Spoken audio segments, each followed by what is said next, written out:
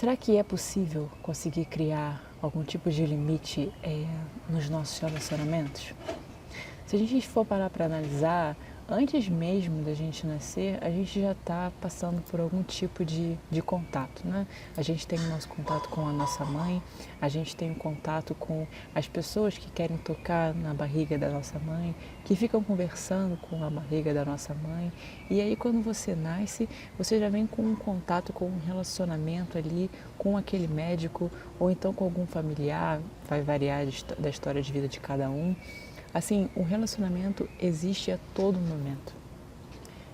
Antes mesmo de você nascer, já existe algum tipo de contato.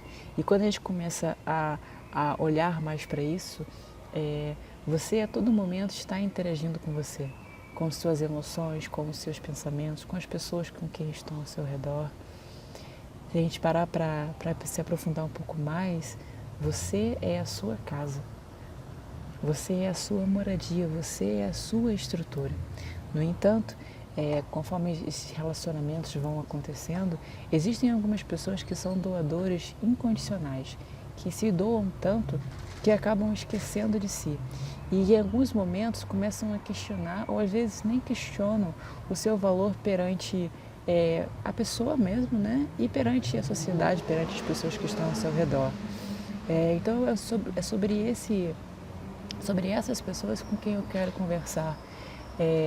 Conversar um pouco sobre essa ideia de valor. Será que é possível estabelecer limite? Então eu coloquei aqui, fiz uma lista para você se atentar um pouco a essas questões. São 10 recomendações aqui que podem ser difíceis, mas não são impossíveis. Basta você estar consciente, você estar ciente daquilo que você diz sim, daquilo que você diz não, por quê, para quem, e tentar entender os benefícios e os lados e os momentos ruins, talvez iniciais, que você possa ter quando você começa a romper com algumas coisas, porque no início é muito doloroso, mas de médio a longo prazo você começa a sentir os benefícios da importância de limitar algumas coisas. Então vamos lá. O primeiro caminho aqui é de você ser direto e firme quanto àquilo que você está sentindo, porque por mais que e avisar para aquela pessoa, porque por mais que possa parecer bobo, talvez para você, mas que você consegue sentir que você ficou incomodado, e por mais que possa ser mais bobo ainda para outra pessoa, é importante que o outro e que você também reconheça que aquilo foi incômodo. Segundo caminho, gerencie as suas expectativas e inclusive as dos outros. É muito importante que quando você comece a olhar para essa questão da expectativa, você comece a ver que por mais que para você seja fácil fazer determinada coisa, para o outro pode não ser. Então, essa questão da expectativa acaba gerando frustração. Então, quando a gente começa a ver aquilo que você tem como expectativa, quando você começa a compreender o que o outro tem de expectativa sobre você, as coisas podem começar a funcionar um pouco assim, sem tanto peso, sabe? Terceiro passo, concentre-se nas suas necessidades e nas suas emoções. Quando você estiver enfrentando algum momento doloroso com alguma outra pessoa, pegue a sua necessidade, a sua emoção, não tente fazer dela o foco, mas busque compartilhar aquilo que você está sentindo com a outra pessoa. Sempre tomando muito cuidado para você não desencadear no outro um posicionamento de defesa. Quarto passo, evite ser sarcástico ou então cínico. Tenta olhar um pouco para as suas necessidades e ver como você pode, a partir daquilo ali, não ser nem passivo e nem agressivo. Quinto passo, cuidado com a sua impulsividade. Às vezes é importante que quando você vê que você está nervoso, então que você está nervosa, agitada com determinada discussão ou situação, às vezes a melhor coisa que você pode fazer é se afastar um pouco, esperar o momento de que talvez não tenham outras pessoas ao redor e conversar com aquela pessoa de uma maneira mais calma. Perceber também se a pessoa está calma, está aberta para poder ouvir aquilo que te incomodou ou então que está te incomodando. Sexto passo, se você sente que você está passando por uma situação sozinho ou então sozinha, comunique aquilo que você está sentindo para o outro. Dê espaço para o outro refletir, pensar, avaliar, reavaliar aquilo que você está sofrendo, que você tá trazendo para você desconforto, para que vocês juntos possam trabalhar nessa situação.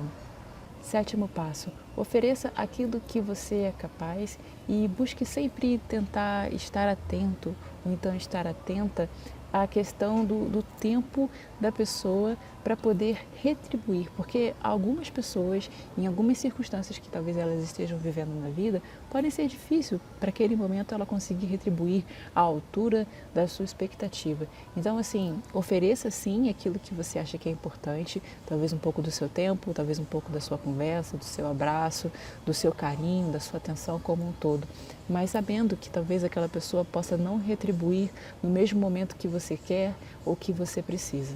Oitavo passo, esteja atento à sua proteção. Quando a gente começa a se sentir desconfortável com alguma coisa e a gente às vezes acaba tendo muita intimidade com aquela pessoa ou então algumas pessoas, a gente começa a criar determinadas estratégias para fazer com que aquilo que está desconfortável para a gente não apareça. Então, assim, mais uma vez, recorrer à comunicação é importante e também não ficar esperando que aquela pessoa ou então as outras pessoas ao redor percebam sozinhas aquilo que está te trazendo dor. Nono passo, se a pessoa não retribuir aquilo que você está esperando ou então não conseguir percorrer o mesmo tipo de caminho, comece você a elaborar outras estratégias, mas que são melhores para você, que por mais que possa ser estranho esse tipo de coisa, olhe para aquilo que realmente te faz bem. Tente não se sentir culpado ou culpada por estar pensando um pouco mais em você. Como eu disse inicialmente, esse tipo de coisa faz parte do processo, pode ser doloroso, mas se você está se sentindo triste, se você já conseguiu, se você percorreu todos esses caminhos aqui que eu falei para você, todas essas dicas, e ainda assim aquela pessoa, então aquelas pessoas não mudaram, comece a reavaliar um pouco dessas estratégias que você está tendo e ver o que você pode mudar para você, por você. Décima e última dica, lembre-se que você tem direitos e que um deles é o de dizer não. Pode ser doloroso, pode ser complicado, pode trazer diversos tipos de atrito, mas a partir do momento que você começa a dizer não, isso mostra que você tem assertividade, que você está construindo essa que é muito difícil, mas você está construindo essa ponte de assertividade, de autoconhecimento, que você começa a saber, a ter um empoderamento sobre você e que você sabe o que significa, o que é mais importante para você, o que é mais urgente de vida. E conforme essas coisas vão acontecendo, que por mais que possam ser tristes, inclusive para as outras pessoas, algumas pessoas podem ser pegas despreparadas porque elas estão acostumadas com aquela sua doação intensiva, sem muitas das vezes esperar pelo retorno, né? Então, assim, pode sim causar um certo susto, mas tente comunicar-se com essas pessoas para que elas saibam a importância de ser você, para a importância dos seus desejos e das suas vontades.